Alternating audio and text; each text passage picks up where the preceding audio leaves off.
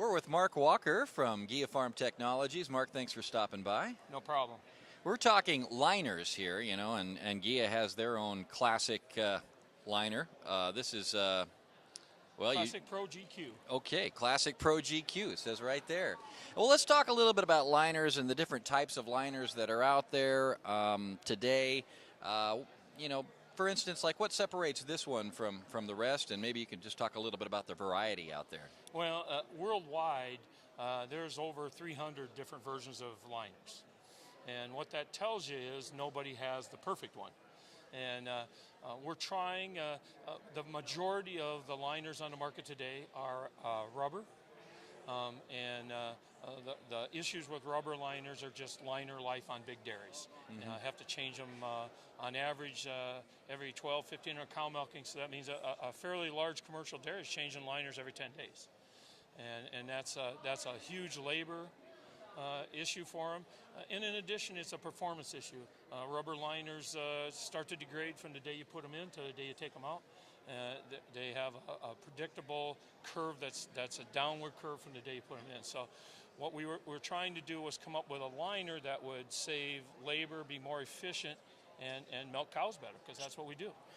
So deciding what's right for your operation, you mentioned the larger herds you're seeing more, obviously, because of the volume, but say for a smaller operation. Yeah, well, and when you're trying to decide what liner's best for you, you have to look at teat size. You have to look at your milkability goals. Silicone liners tend to be more a performance-based liner. In other words, they're going to milk cows a little faster. Is that something that you need to do or want to do? They require, on average, a higher average claw vacuum. So, are you comfortable raising the vacuum on your dairy?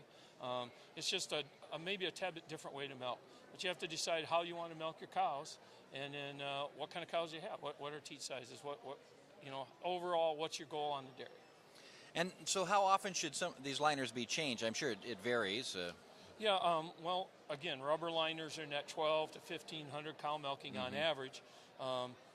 Most silicones range from 3,000 to 10,000. Our particular liner that we have right now is in that 6,000 cow milking range.